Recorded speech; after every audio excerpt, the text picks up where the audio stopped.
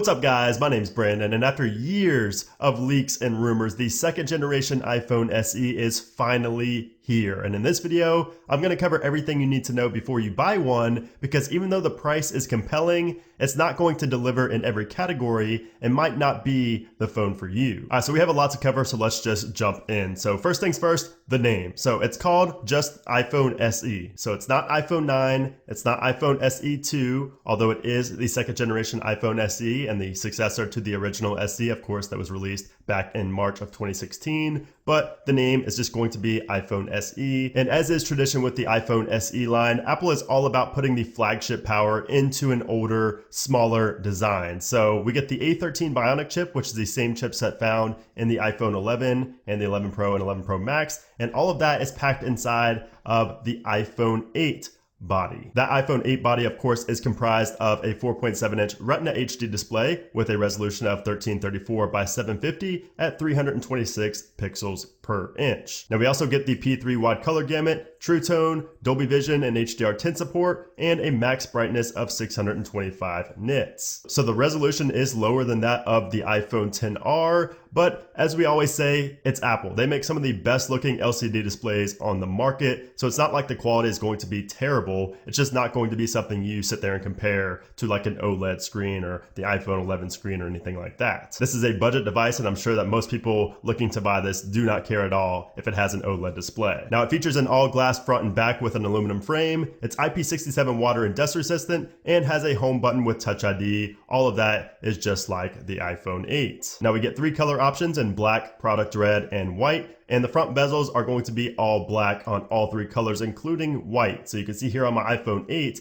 I got this in the gold colorway, and the front bezels are white. So on the iPhone SE, this is going to be all black like we see on the newer iPhones. The iPhone 11 also came in a white color, and that had a black front. So it's going to be very similar to the white iPhone 11. Now on the back of the iPhone SE, we're going to have a super clean look with the centered Apple logo with no iPhone text near the bottom, just like on the iPhone 11 and 11 Pro. And of course, we do not have a headphone jack, only the lightning ports. And you also get dual SIM support. So that's really nice. Now what's interesting is that even though we have the A13 Bionic chip, the iPhone SE does not get every feature that comes with the iPhone 11. And one of the biggest features missing in the new iPhone SE that's in the iPhone 11 with that same A13 Bionic chip is the ultra wideband chip. So we do not get the ultra wideband chip in the new iPhone SE, which is pretty disappointing, especially with AirTags set to be released later this year. I really expected that to be in this device, but we do not get that. But at least we do get Wi-Fi 6 support, along with support for using express cards with power reserve. Now moving on to the camera. So this is an area where the rumors really lacked in, and now we know why.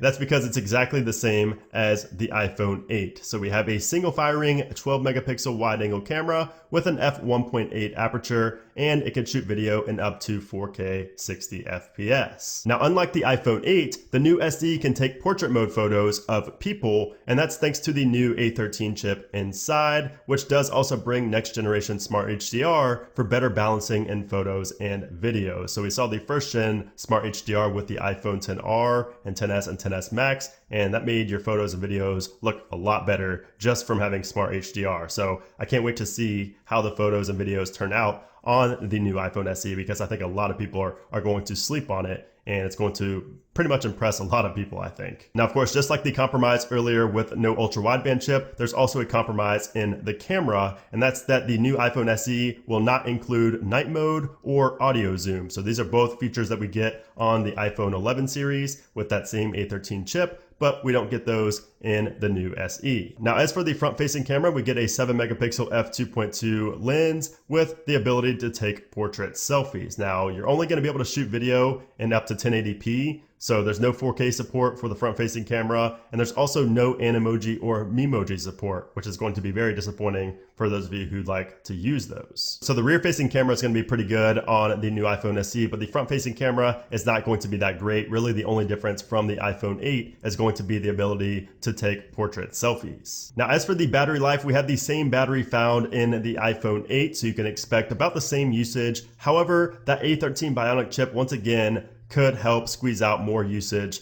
on a single charge compared to the A11 chip that was found in the iPhone 8. But overall, it's going to be about the same. I mean, Apple was claiming up to 8